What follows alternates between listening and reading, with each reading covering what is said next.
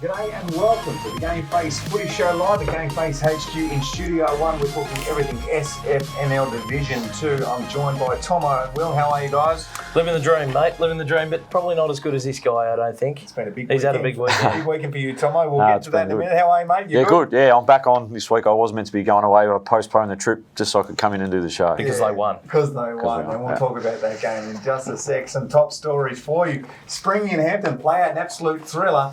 Oh, did you wait till you see some highlights of that? Doveton salutes in Club Legends milestone. Keezy Star impresses in the Young Guns clash. And a massive honour for our man Tomo over here. But first, let's go to our GameFace app update with Will Hunter.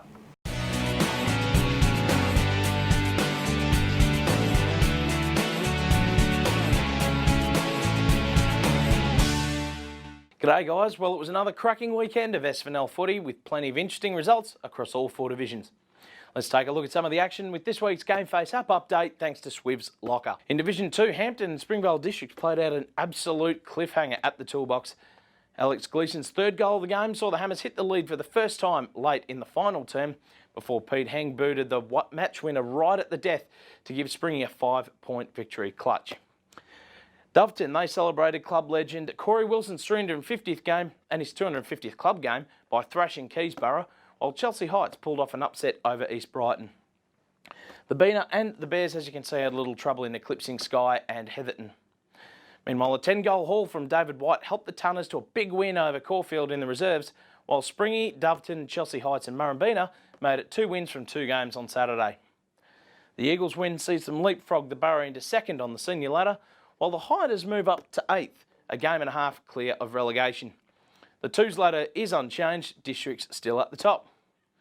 Now remember guys, there's plenty more to see on the GameFace Record app, including all the live scores, the latest news headlines, footy shows, goal kickers, and of course a weekly top 10 player rankings, which is always a hot topic of conversation. All divisions of footy and netball are covered, so make sure you download the GameFace Record app for free from the App Store, Google Play. Get your GameFace on. Well done, Will. It was one of the great games of 2019. Hampton and Springvale, they played out in a thrill, and it was Springvale getting the chocolates by 5 points, but it didn't look like it was going to go that way with 15 seconds to go. These two boys were there, obviously. You were commentating it. You were coaching it. Talk to me, Will.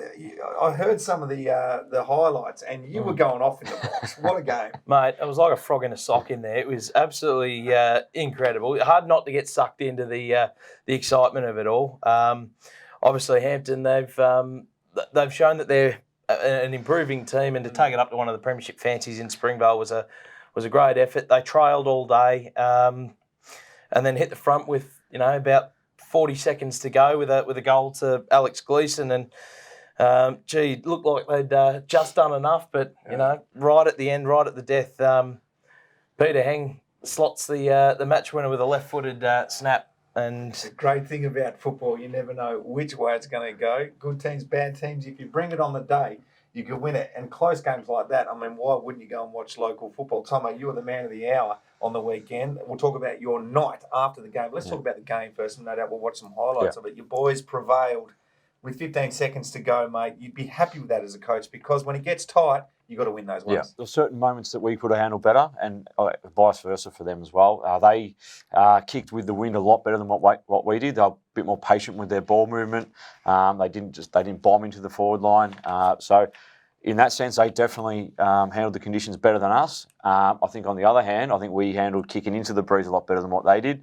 They probably shut it down, in my opinion, way too much. They didn't take enough ground. They went laterally to the boundary line just about at all costs. And they didn't kick a goal into the breeze, I think. They kicked one behind. They kicked one behind into the breeze, and I reckon that cost them in the end. We, in the second quarter, able to kick 5 goals into it.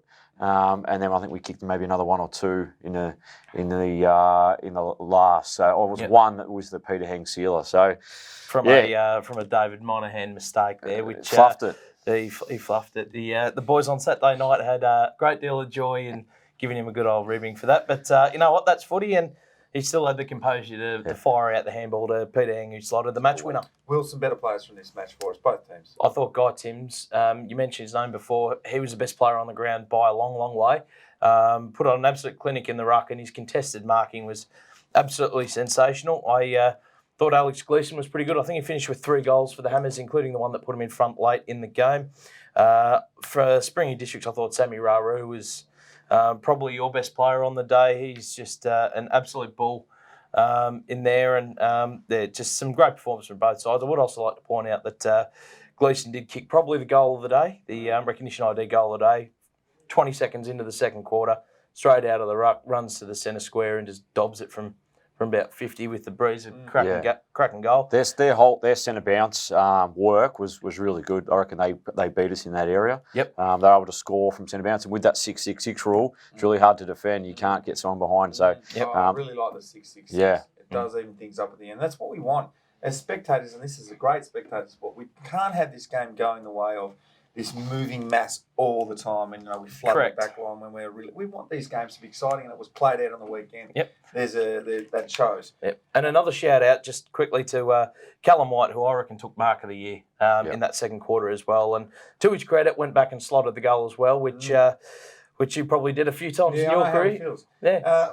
Alex Gleeson, you talked about him. Now we were really excited. We're really excited. I'm excited to see he wore the tracker. He did, and yeah. I love the information that the tracker gives. I was pumped up all last week about this. Alex Gleeson really works hard to get to the ball. Can you throw to the tracker update for us, mate? Because people don't know what I'm talking about. The GPS on the back of the jumper. Sports performance tracking. Yep. You can get all this information. It's absolutely amazing. Not just how far they ran, but how fast they ran. You get the heat maps, all that great stuff. Yep, the impacts of repeat efforts, it's fantastic. Yeah, I caught up with him before the game, and they've got a few that Hampton use them quite regularly. So let's have a look at what Alex had to say before the game.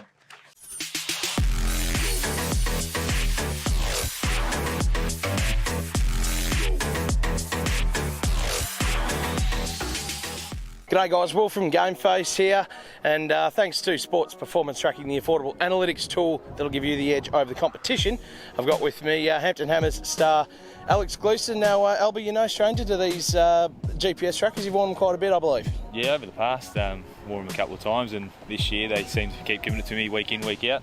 As a midfielder, you kind of expect it, so yeah, it's all good. And the Hammers, they've got a couple of these SPT units, and they chuck them on most of the players each week. How are you guys finding them as a club? Yeah, as I said, most of the midfield gets it week in, week out, and then a few of the boys up forward and the ones down back. So a lot of the boys try and hide from it when Timsy gives it out at the start of the game, but yeah, as I said, if you're a midfielder, you got no chance to run away from it. Absolutely, and by the end of the game, you know who's worked their quad off and who hasn't. Yeah, exactly right. So if you're not getting the Ks in, yeah, you'll get told about it. Spot on. You're new to the Hammers this year. You played a little bit of footy elsewhere. Tell us about your footy background. Yeah, so I come across from the Essendon district. So I started off at Oak Park over there and captained there for about 5 or 6 years, and then disappeared to West Preston for 2 years. And then up to the Heathcote League, where I coached Elmore for a year and assistant coach for another year. So, and then went back to Oak Park last year and thought I'd finish off, but got dragged down here as I live around the corner, and here we are. And the competitive juices just couldn't quite hang them up. That's the same with a lot of players. And how are you finding it this year? Yeah, no, it's pretty good. I live around the corner. I've got 2 young ones, so when I first started training down here, I kind of hit it from the missus for a little bit. How'd that go? Yeah, when she found out, she kind of guessed that I was down at footy training. I kept disappearing on a Monday, Wednesday night, so she kind of gathered where I was. Yep. No, very good. And you've agreed to wear the GPS tracker for GameFace this afternoon. What sort of numbers can we expect from you today? I'd say probably up around the 10.5 Ks. The pace isn't as quiet as where it used to be, so don't expect me to be lightening up the tracker there when it comes to speed, but definitely 10.5 Ks. That's not a bad effort on a ground the size of the toolbox. Yeah, it is a small ground, but look, it is small, but you can still find space. So because it is kind of congested, you do need to spread hard and get to that space pretty quick to get the pill. So, no, very good. Should be a great game coming up. Albie, thanks for your time, mate, and best luck today. No worries. Cheers, mate. Good interview. There is nowhere to hide when you're wearing those GPS trackers. Now we're going to see the results of that. That's if they're turned on, that is. What do you mean? I don't want to throw him under the bus, but I will. Brad Timms.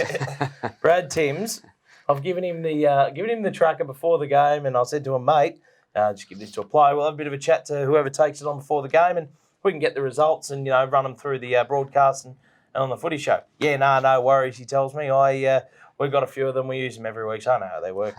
Don't worry about me, mate. I know boats.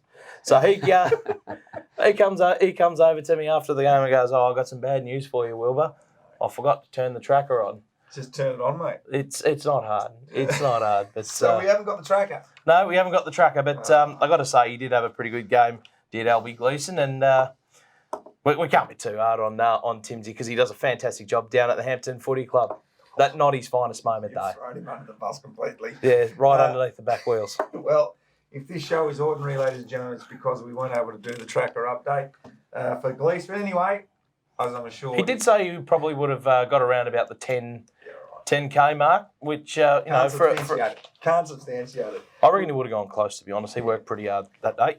Fantastic game. Another fantastic game was played out by the Doveton Eagles. They played top of the ladder at Keysborough. Now, we've talked a lot about Keysy, haven't we, Tomo, on the panel? And again, duly so, they've been fantastic in season 2019. But the boys down at Power Road have brought it again. Yeah, it seems they have the wood over Keysy. I don't know that they've beaten them in the last couple of years. Probably 4-0, I reckon, the last 4. I could be wrong. Since I've been at Doveton the last 3 years, have Keysborough been able to get out over Doveton. Now, admittedly, they've had a lot of injuries over the last couple of years, but this year they're right there and just haven't been able to get over the top of the boys.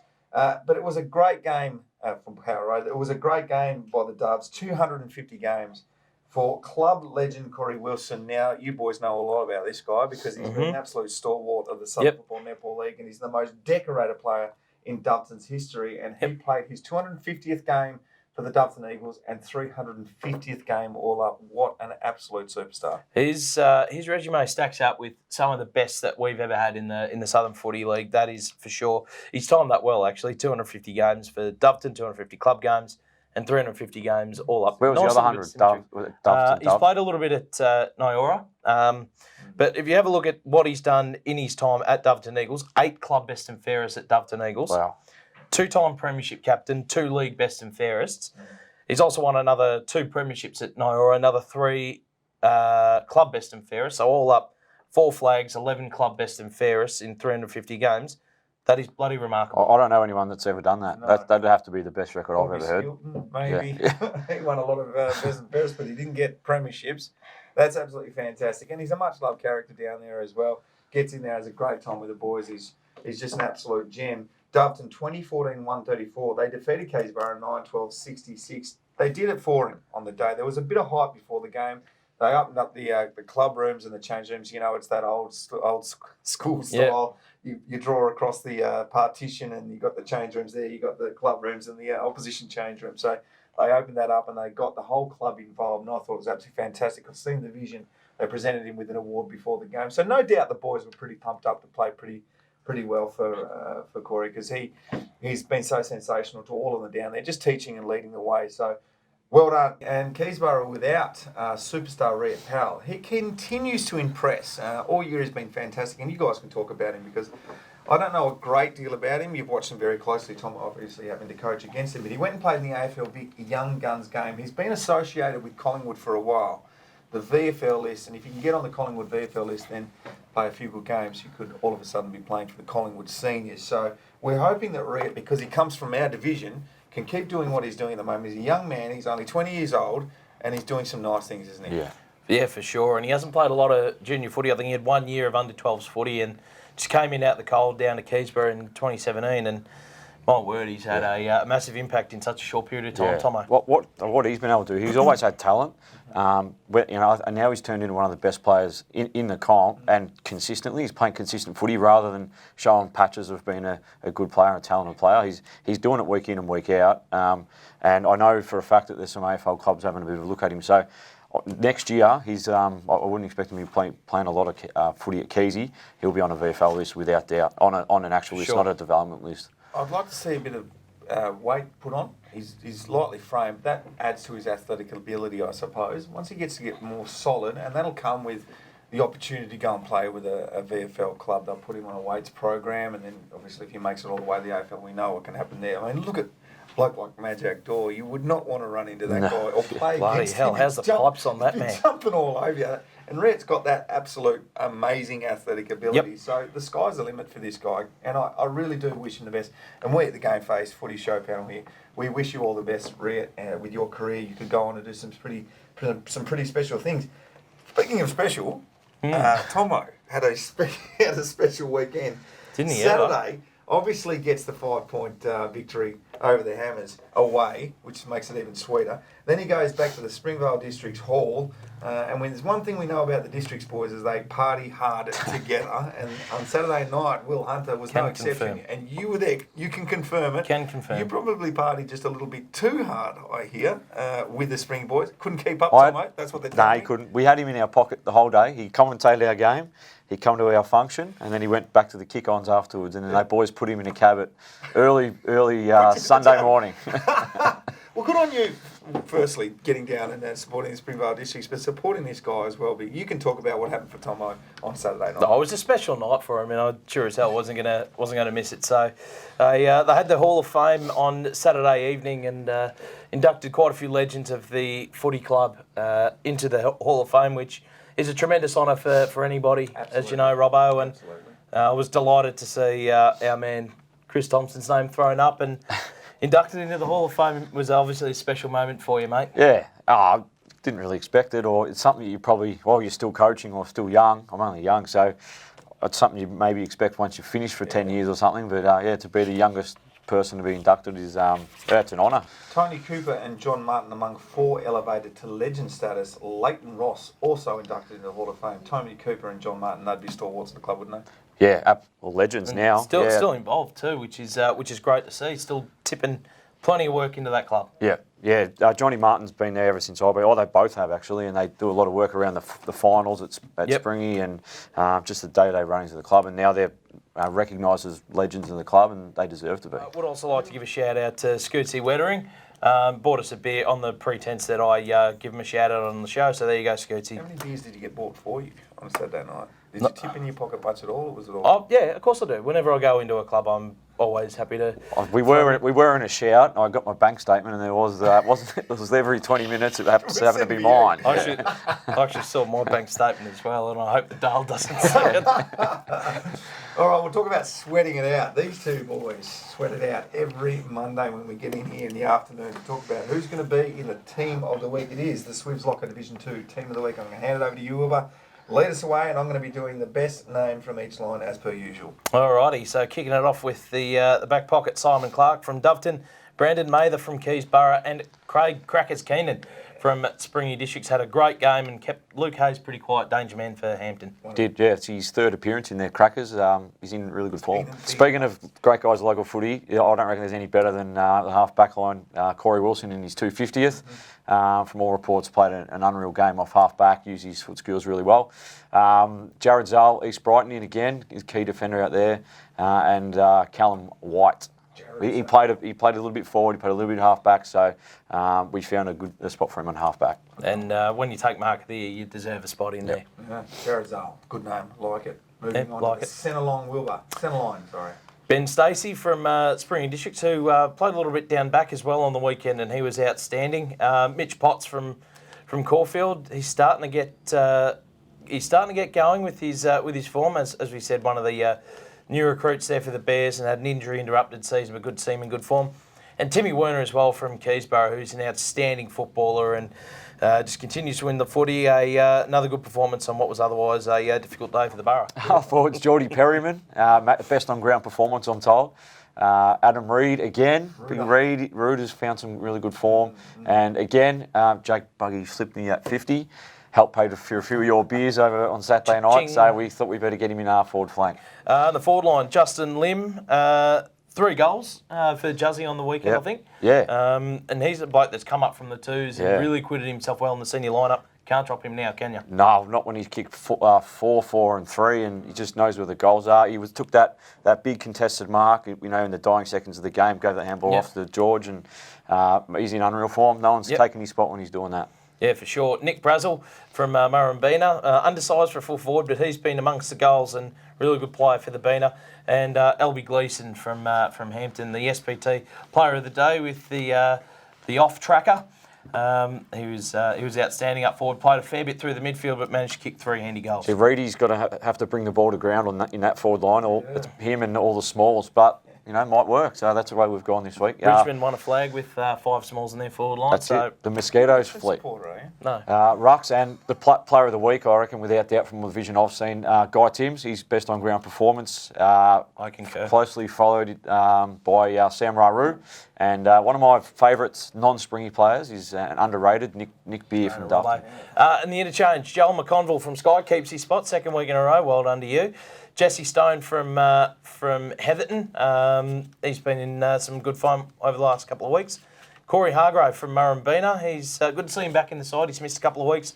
And Cam Carmody, he's having an outstanding season for the W Eagles. And I'll make a point on that. It must have been a great game by Timms. Yeah, he's very, very stiff. Yeah, Timms had to get him there. Yeah, and he's had his chance in the ruck, so I think Timmsy got the nod. Oh, absolutely. Cam Carmody's had a great year and was voted the best player on the ground by the players and the coaches at our game. So it must have been a fantastic game by Guy Timms. Well done to you. Unreal, Timsy. Let's move on to round 15, brought to you by Melsafe. You boys are going to give me your tips. We'll start off with Keysborough at home. They'll be taking on East Brighton. Who have you got and why?